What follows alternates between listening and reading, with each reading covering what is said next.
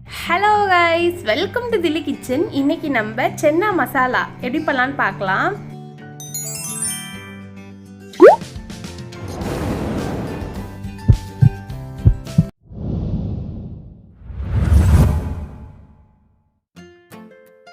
பேனில் 25 ml அளவுக்கு oil சேர்த்துருக்கேன். அது சூடானதும் ஒரு சின்ன பீஸ் பட்டை, ஒரு கிராம்பு, ஒரு ஏலக்காய் சேர்த்துக்கலாம்.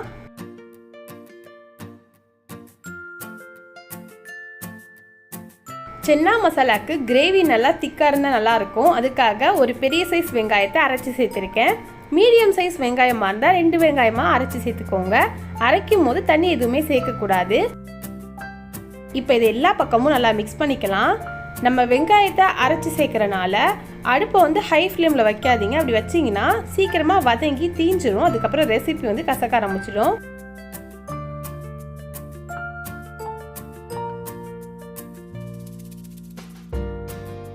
வெங்காயம் இந்த மாதிரி லைட்டாக கலர் சேஞ்ச் ஆனதும் ஒரு டேபிள் ஸ்பூன் அளவுக்கு இஞ்சி பூண்டு விழுது சேர்த்துட்டு இதோட பச்சை வாசனை போகிற அளவுக்கு நல்லா கலந்துக்கலாம்.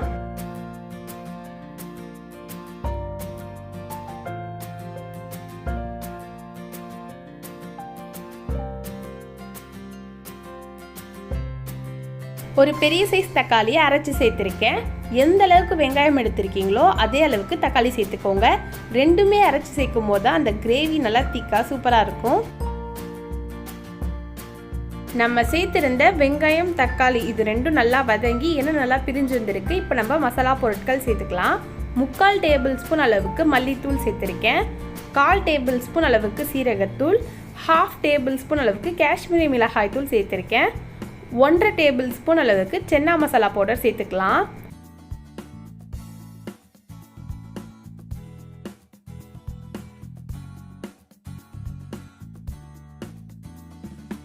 நம்ம சேர்த்திருந்த மசாலா பொருட்களோட பச்சை வாசனை போயிடுச்சு. இப்போ தேவையான அளவுக்கு உப்பு சேர்த்துக்கலாம்.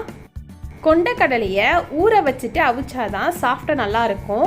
நீங்கள் நைட்டு சென்னா மசாலா செய்ய போகிறீங்கன்னா காலையிலேயே ஊற வச்சுருங்க. இல்லை காலைல தான் சென்னா மசாலா செய்ய போகிறீங்க அப்படின்னா கொண்டக்கடலையை நைட்டே ஊற வச்சுருங்க. ஊற வச்ச கொண்டக்கடலையை தண்ணி நல்லா வடிச்சிட்டு குக்கரில் சேர்த்து அந்த கொண்டக்கடலை முழுகிற அளவுக்கு தண்ணி சேர்த்து 4 விசில் வரைக்கும் வேக வச்சுக்கோங்க. அந்த வேக வச்ச தண்ணியோட 3/4 வாசி அளவுக்கு கொண்டக்கடலையை நான் சேர்த்துருக்கேன். நம்ம எடுத்து வச்சுருந்த 1/4 வாசி அளவுக்கு கொண்டக்கடலையை மத்து வச்சோ இல்லைனா மிக்சி ஜாரில் போட்டு லைட்டாக சுற்றி இந்த மாதிரி சேர்த்துக்கோங்க. நம்ம அரைச்சி சேர்த்துருக்க அந்த கொண்டக்கடலை கட்டி கட்டியாக இருக்கும். அதனால் கரண்டி வச்சு நல்லா கலந்து விட்டுக்கோங்க. நம்ம எதிர்பார்த்த கிரேவி கன்சிஸ்டன்சிக்கு வரட்டும். அது வரைக்கும் மூடி வச்சு வேக வச்சுக்கலாம்.